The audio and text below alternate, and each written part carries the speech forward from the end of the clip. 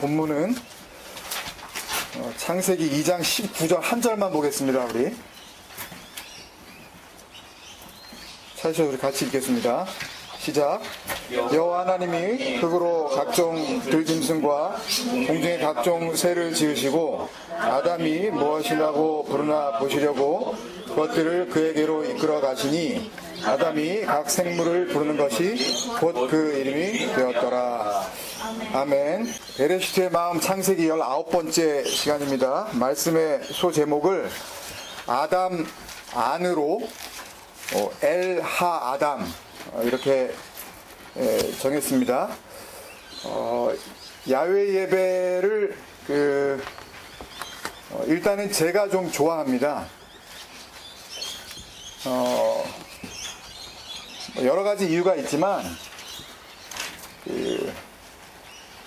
주님께서 오셔서 그 말씀을 나누실 때 그 기록들을 살펴보면 밖에서 이렇게 말씀을 하실 때 거의 그 내용들은 그 하나님의 나라에 대해서 본격적인 그 본질적인 그런 말씀들을 백성들과 나누셨는데, 회당이라고 이름 붙여진 지금으로 치면 예배당 격에 그 해당되어지는 건물 안으로 들어가면 꼭 그 영적 전쟁이 있었어요.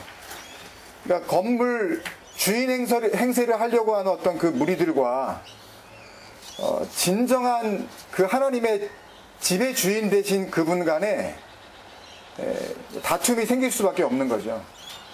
그래서 사실은 공동체는 절대 이 건물과 연결되어지면 안 된다고 저는 믿습니다. 그래서 밖으로 나오면 딱히 주인이 없잖아요.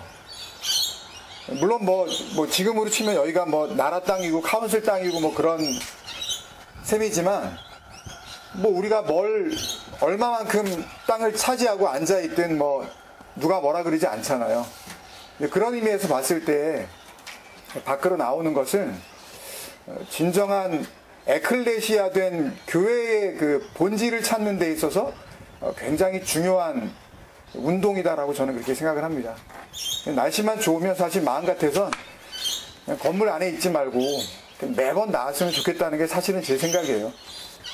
또 여러 가지 또 이유가 있으니까 또 건물 안에서도 또 우리가 그런 모임을 가질 수도 있고 하는 건데, 혹 이런 것들이 좀 이렇게 자주 우리가 이렇게 한다 하더라도 그런 의미에서 여러분들이 바라봐 주시면 좋을 것 같습니다.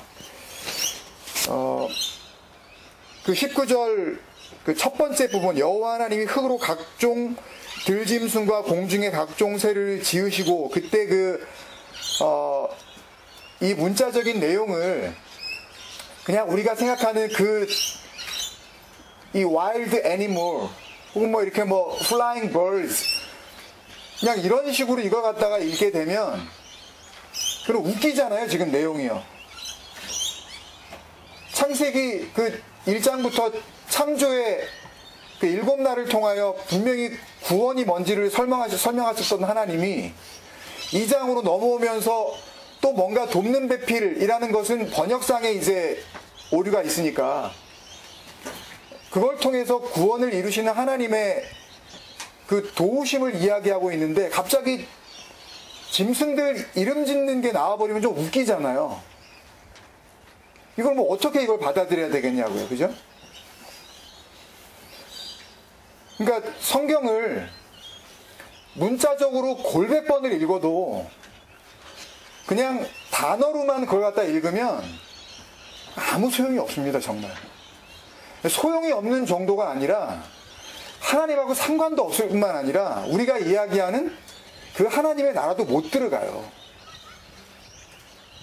그러니까 성경을 열심히 읽는 거는 사실 의미가 없고요. 잘 읽어야 됩니다. 정말 잘 읽어야 돼요. 이미 이건 설명이 된 거잖아요. 그 창세기 12번째 시간이었죠. 참된 양식 자칼 우 네케바에서 이미 설명이 된 부분이거든요. 그러니까 호랑이, 사자, 뭐 까마귀, 비둘기 이런 것들을 말하는 게 아니라 참된 양식으로서의 하나님의 말씀의 내용을, 그러니까 지어진 모든 것들 안에 담아두신 그 구원의 그 내용을 알아보지 못하고 보이는 거, 그걸 땅이라 그럽니다. 그걸 세상이라 그래요. 보이는 게 전부인 줄 알고 살아가는 짐승과 다를 바 없는 인간들을 규정하신 표현이라고 알려드렸잖아요. 그게 들짐승, 날짐승이에요. 어차피 땅을 토대로 해서 살아가고 있는 그런 존재들. 그런데 그 짐승 같은 참된 생명이 없는 그 존재들을 여호와 하나님이 어떻게 하신대요? 그 다음에 각종 새를 지으시고 그렇게 규정하시는 겁니다. 아담이 무엇이라고 부르나 보시려고 그것들을 그에게로 이끌어 가셨다, 이렇게 나오잖아요. 아담이 무엇이라고 부르나 보시려고 그것들을 그에게로 이끌어 가시니에서 여기 이끌어 가시니로 번역한 이 히브리어 동사 보우라는 단어인데요. 보우. 이 보우는 나중에 그 하나님이 세상을 물로 심판하실 때 하나님이 노아와 그 온 가족에게 방주로 들어가라 그러시죠.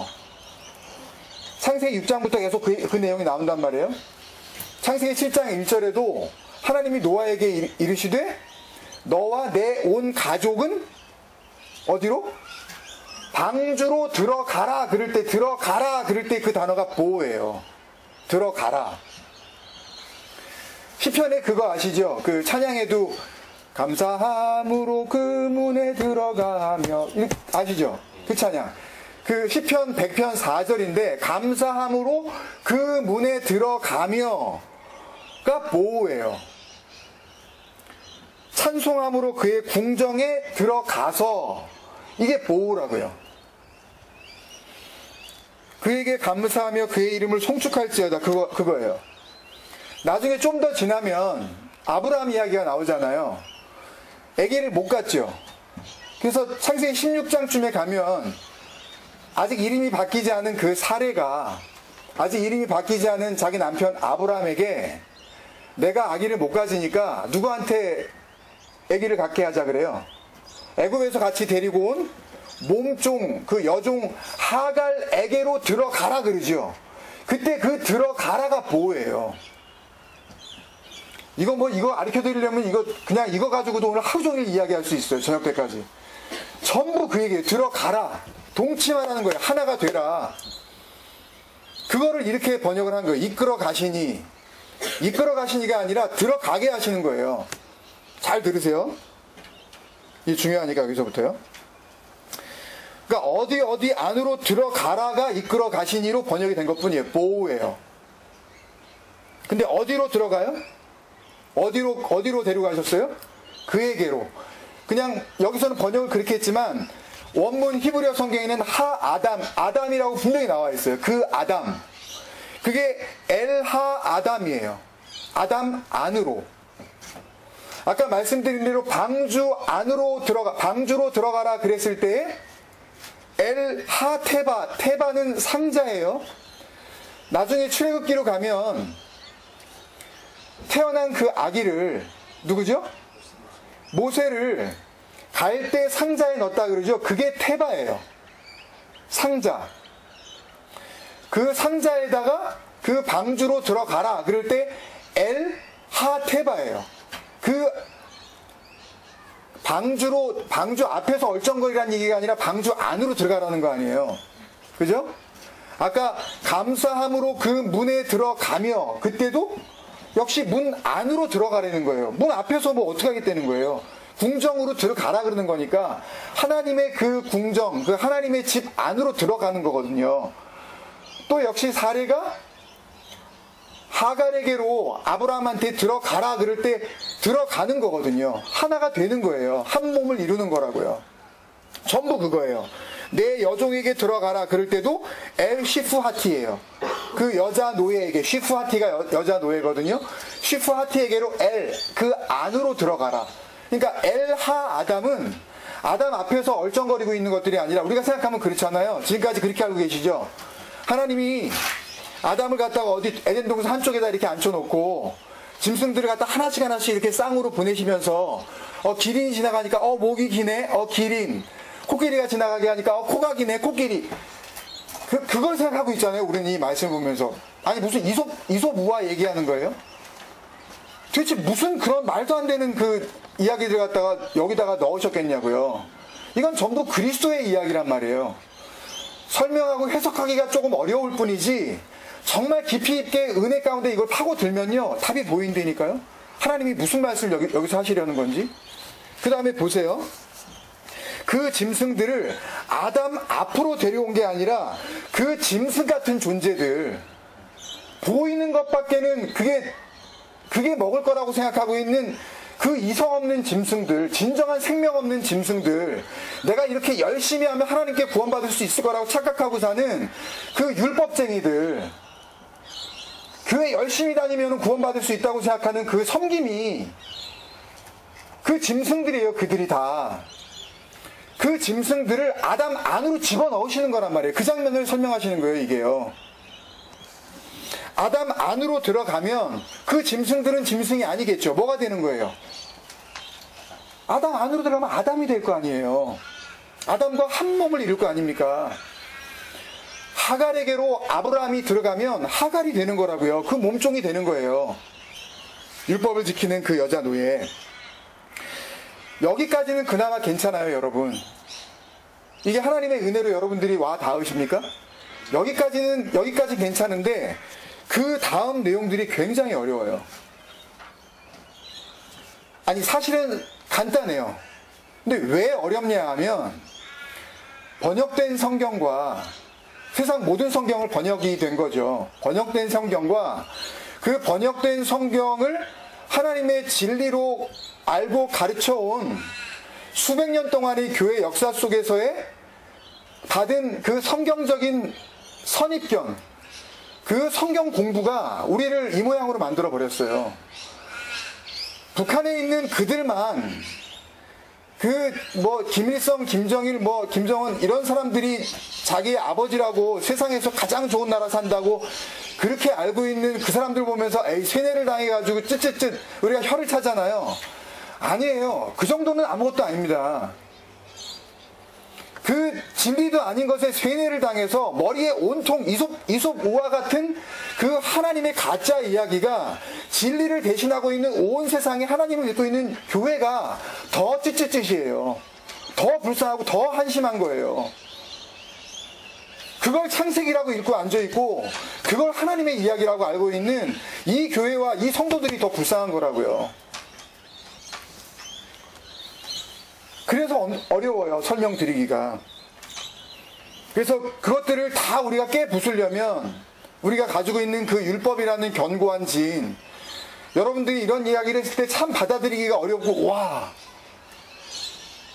그러면 도대체 왜 이 모양으로 이렇게 가르쳐 온 거야? 라고 생각할 정도로 여러분들이 정말 황당해하는 그런 모든 것들을 부수기가 힘들다고요. 그러니까 그런 것들 때문에 사실은 한 단어도 빼먹지 말고 여러분들하고 사실 머리를 맞대고 설명을 하고 고민을 하고 같이 이 말씀 앞으로 나아가 봐야 해요. 그래서 오늘은 다른 것들 다 못하고 요 19절 뒷부분만 같이 정리를 하고 말씀을 마치려고 합니다.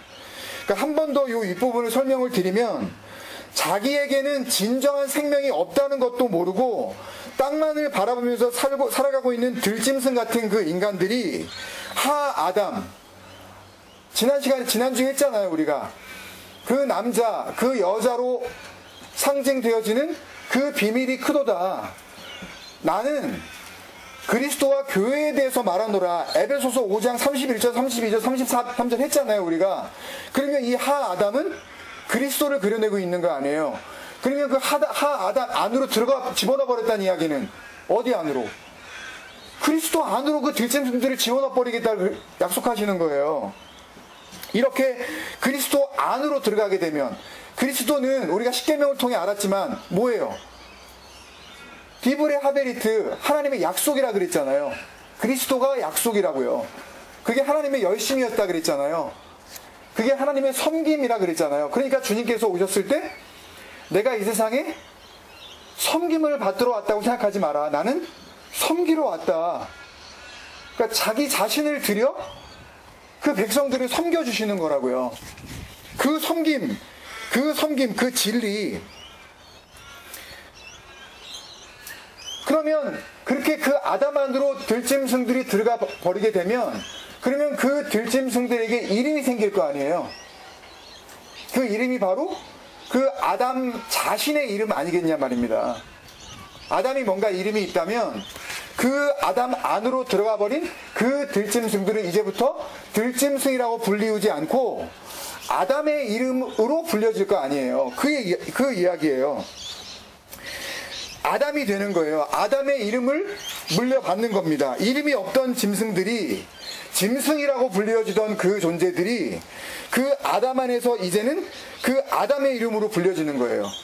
그래서 19절 그 마지막 부분에 아담이 각 생물을 부르는 것이 곧 그 이름이 되었더라를 원문대로 직역하면 이렇게 됩니다. 아담이 그 자신의 이름으로 생물을 부르게 될 것이다. 미완료예요. 앞으로 계속해서 이런 일들이 벌어질 거야. 된 게 아니라 그리스도 안으로 아담 안으로 들어온 자들을 자기 자신의 이름으로 부르게 될 것이다 라고 지금 뭔가 예고를 하고 있는 거라고요. 이 문장과 똑같은 문장이 이사야서에 또 한 번 나와요. 이사야서 43장 7절입니다. 찾아보세요. 이사야서 43장 7절. 내 이름으로 불려지는 모든 자. 이게 하나님께서 지금 자기 자신의 이름으로 부를 어떤 존재들이 있다고 말씀하시는데요. 여기에 나와 있는 그 웨콜 카라 쉐모트가 지금 히브리 단어 그 문법 구조상 똑같은 지금 문장이에요. 지금 하나님께서 아담이 그 자신의 이름으로 생물들을 부르게 될 것이다 하고 같은 문장이라고요. 내 이름으로 불려지는 모든 자, 곧 내가 내 영광을 위하여 바라. 이 온전한 창조죠. 창조한 자를 오게 하라. 그를 내가 지었고 그를 내가 만들었느니라 해요. 그러니까 내 이름으로 불려지는 모든 자니까 그들은 누구의 이름을 갖게 되는 거예요? 하나님의 이름을 갖게 되는 거죠. 하나님이라 불려질 거 아니에요. 그러면 하나님의 이름을 이렇게 그란트한 겁니다. 하나님의 이름을 이렇게 부여하신 거라고요. 근데 그 앞장에 보면 그 이사야서 42장에 보면요.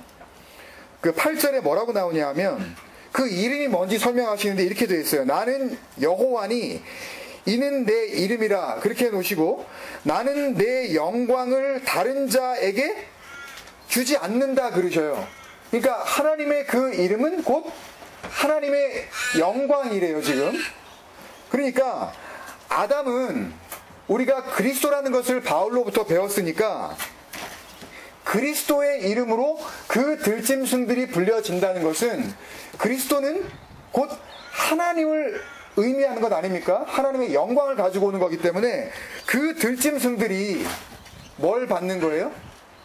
하나님의 영광을 받는 거예요. 그 들짐승 같은 존재들이 하나님의 영광의 그 자리에 가게 된다는 그런 말씀입니다.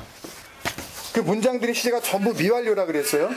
그러니까 이 약속 안에 들어오는 자들은 앞으로 계속해서 이런 일들이 벌어질 거라는 그런 지금 예고인 겁니다.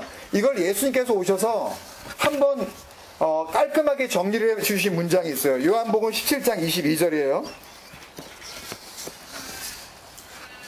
요한복음 17장 22절. 내게 주신 영광을 내가 그들에게 주었사오니 이는 우리가 하나가 된 것 같이 그들도 하나가 되게 하려 함이니이다. 내게 주신 영광을, 그러면 이 내게 주신 영광은 누구한테 주신 거예요? 우리 지금 창세기 2장으로 보면 그 아담에게 주신 그 영광이죠. 와 닿으세요? 그리스도께 주신 영광이에요. 그 영광은 하나님의 이름이라 그랬습니다. 그죠? 그러니까 예수님은 하나님의 영광과 하나님의 이름으로 오신 거예요. 그러니까 하나님으로 오신 거라고요. 근데 하나님으로 오셔서 하나님이신 그분이 그들에게, 여기서 그들은 누구겠어요? 요한복음에서의 그들은 누구겠냐고요? 너무 어려우세요? 요한복음에서의 그들은 예수님이 오시기 전까지 하나님의 말씀을 내가 생활 속에서 적용을 잘하는, 그 율법을 잘 지키면 구원받을 수 있을 거라고 생각하고 말씀을 달달 외우고 있었던 그들 아니에요. 근데 그들에게 그것이 전부라고 생각했던 그들에게 뭘 준다는 거예요? 하나님의 영광, 하나님의 이름, 그거를 주시겠다는 거예요. 이유가 뭐라 그러세요? 이는 우리가 하나가 된 것 같이 그들도 하나가 되려 함이니이다. 그러니까 자기의 이름을 주신 것은 모든 것을 지으신 그 거룩한 하나님, 그리고 그 영광과 이름을 가지고 오신 어린 양 예수 그리스도, 그리고 그 어린 양 그리스도에 의하여 그 모든 들짐승과도 같은 그 존재적인 죄악을 벗어버려야 할 이 땅에 있는 모든 인간들, 그 하나님, 그 그리스도, 이 땅에 있는 들짐승들이 뭐가 되는 거예요? 하나님 안으로 하나가 되어져 버린다고요. 이 내용을 이사야서에서 이미 우리에게 예고를 했다니까요. 이사야서 11장 6절, 1절부터 봐야 되는데 빨리 끝내기 위해서 6절부터 제가 읽겠습니다. 그때에는 이삭의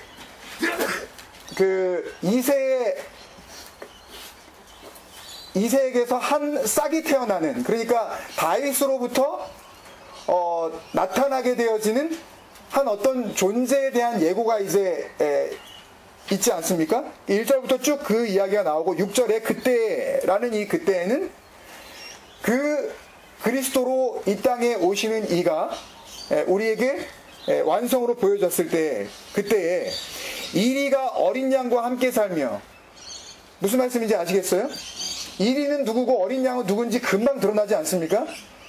이게 뭐 진짜 이리가 있고 어린 양이 있고, 뭐 천국 가면 뭐 이리도 있고 어린 양이 있고 그래서 서로 안 잡아먹는데, 그러니까 전부 우리는 이솝동화를 쓰고 있다니까요. 하나님을 믿으면서도 진리를 모르면. 표범이 어린 염소, 어린 염소는 뭐예요? 출애굽기 레위기서에 보면 전부 어린 염소는 그 인간들의 죄를 뒤집어 쓰고 희생 제물이 되어져야 할 그 존재를 이야기하는 거 아니에요. 그 표범이 어린 양과 함께 누우며, 송아지와 어린 사자와 살찐 짐승이 함께 있어 어린아이에게 끌리며, 암소와 곰이 함께 먹으며 그것들의 새끼가 함께 엎드리며, 사자가 소처럼 풀을 먹을 것이며, 젖먹는 아이가 독사의 구멍, 무슨 말인지 아시겠죠? 이 독사의 자식들아, 거기다가 손을 넣으신다는 거예요. 장난하며 젖된 아이가 독사의 굴에 손을 넣을 것이라. 내 거룩한 산 모든 곳에서 해됨도 없고 상함도 없을 것이니 이는 물이 바다를 덮은 같이 여호와를 아는 지식이 그 세상, 그 들짐승들, 지금까지는 자기가 알고 있었던 지식이 다라고 있었던 그 바다 같은 그 들짐승들의 세상, 거기를 덮으실 거라는 말씀입니다. 네. 주님께서 이 말씀을 하시고 내게 주신 영광을 그들에게 주었사오니 이는 우리가 하나가 된 것 같이 그들도 하나가 되게 하려 하심이니라. 이 말씀이 오늘 본문을 설명하고 있다면 그 설명하시는 이유를 다시 그 밑에 혹시나 모를까봐 또 친절하게 한번 더 설명을 해주세요. 그 말씀 읽고 제가 마치겠습니다. 요한복음 17장 23절이에요. 곧 내가 그들 안에 있고, 그 앞에는 뭐였어요? 그들이 내 안에 있고죠. 내가 그들에게 주는 거니까 그들이 내 안으로 들어오는 겁니다. 근데 23절에서는 곧 내가 그들 안에 있고 아버지께서 내 안에 계시어 그들로 온전함을 이루어 하나가 되게 하려 함은, 그러니까 주님께서 지금 그 들짐승들을 아담 안으로 들어가게 해서 이제 아담의 이름으로 불리게 하는 그 이유는 아버지께서 나를 보내신 것과 또 나를 사랑하신 같이 그들도 사랑하신 것을 세상으로 알게 하려 함이로소이다. 24절에 결론적으로 이렇게 말씀하세요. 아버지여 내게 주신 자도 나 있는 곳에 나와 함께 있어. 이게 목표예요. 나 있는 곳에 나와 함께 있어. 주님이 가시는 그곳, 그 어느 곳이라도 함께 있게 하기 위하여 그 이름을 주신다고요. 갈라디아서 3장 24절이었나요? 그리스도와 합하기 위하여 세례를 받은 자들은 뭘 입었다 그래요? 그리스도로 옷 입었느니라. 니네가 그리스도야. 세례, 그 진리라는 그 물에 빠져서 죽고 다시 살리심을 받았을 때 그때부터는 들짐승이 아니라 이제는 그 진리 안에서 회복되어진 그 하아담, 하나님의 영광을 온전히 부여받은 그 그리스도로 옷 입었느니라. 내가 있는 곳에 그들도 있게 하겠다고. 아버지께서 창세 전부터, 이걸 또 세상 만들어지기 전이라고 해석하시면 안 됩니다. 그 프로카타볼레 코스모스, 그러니까 이 진리가 없는 세상 가운데 진리의 씨를 뿌리기 시작하시는 이 창세기의 이 말씀, 그때부터 나를 사랑하심으로 내게 주신 나의 영광을 그들도 보게 하시기를 원하나이다. 아버지께서 주시려고 하시는 그 진리 안에서만 발견할 수 있는 그 영광, 밖에 나왔을 때, 건물 안에 갇혀 있을 때 우리가 알지 못했었던 그 놀라운 영광을 보좌 삼으시는 이 땅, 또 성전에 지붕 삼으시는 이 하늘, 그 가운데에 속한 우리 하나님과 하나 되어지는 그런 놀라운 역사가 이 야외 예배를 통하여 우리에게 온전하게 이루어지시기를 주님의 이름으로 축원드립니다. 아멘. 제가 기도하겠습니다.